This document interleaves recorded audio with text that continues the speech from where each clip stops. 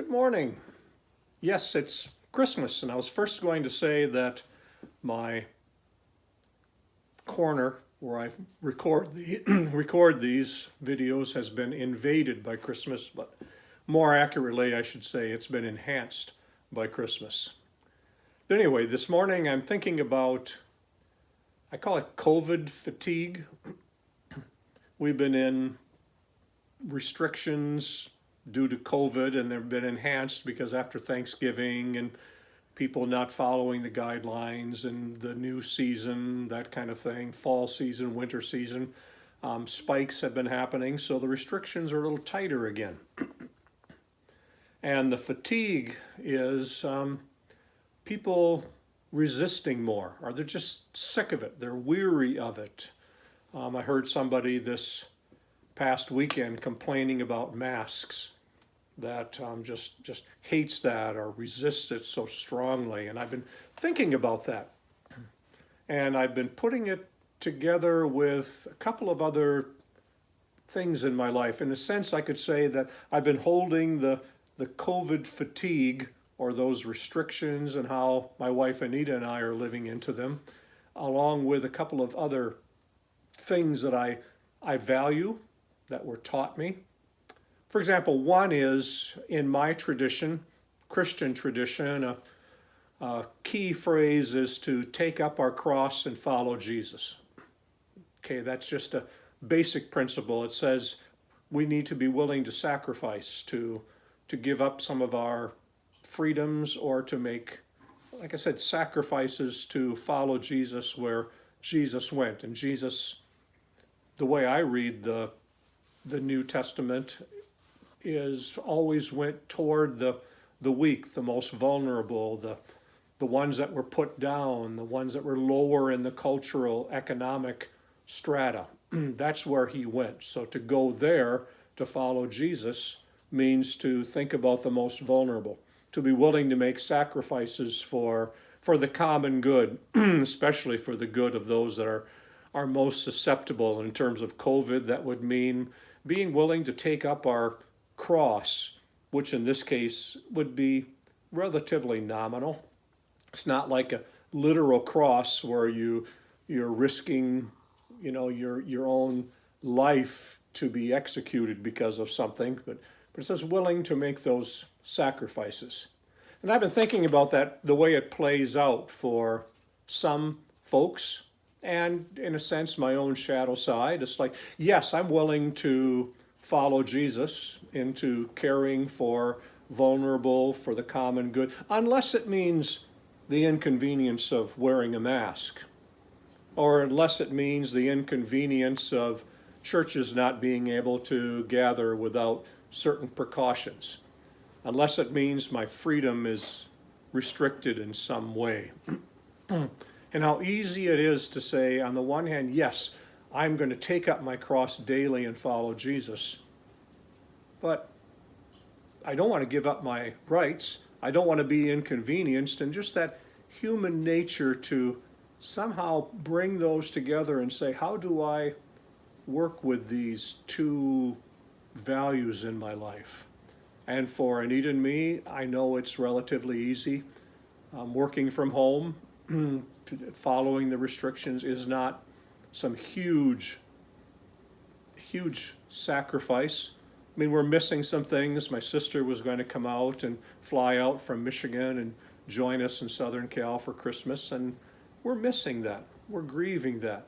But we know it's the right thing, so that's the way we figure it out.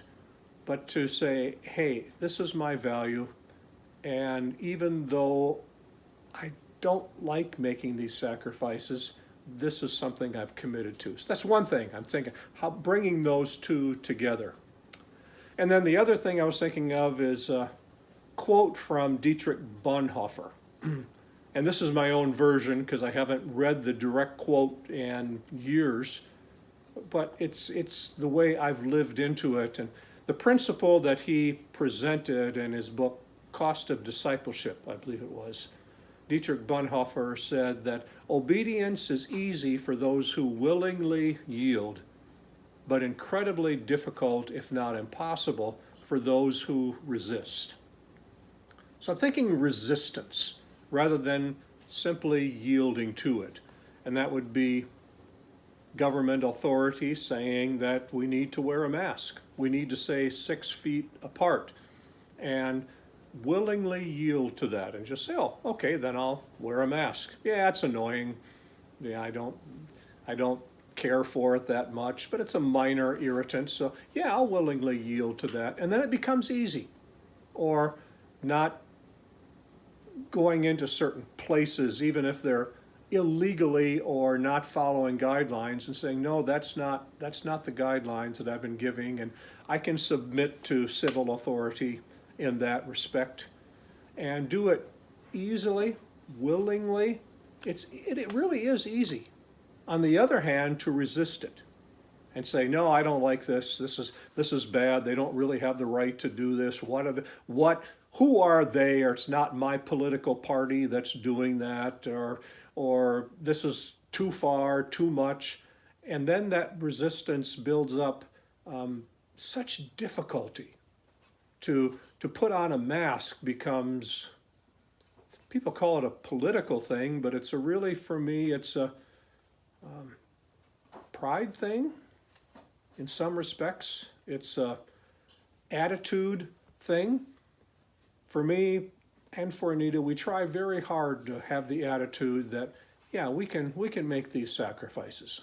And yes, it looks like now it'll be potentially another 6, 7, or 8 months until a vaccine comes out, that continuing to do this, it might mean the inconvenience of canceling our trip to San Francisco at the end of the first quarter of next year. And it's like, oh, shoot.